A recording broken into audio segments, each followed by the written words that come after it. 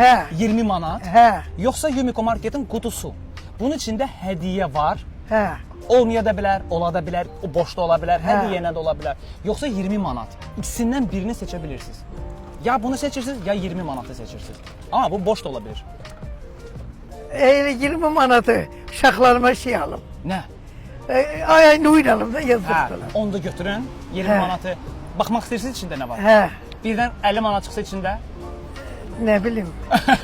Yaxşı, onda açıram. Hazırsınız? Hə, aç. Boş. Səncə sənin ürəyin nə istəyir?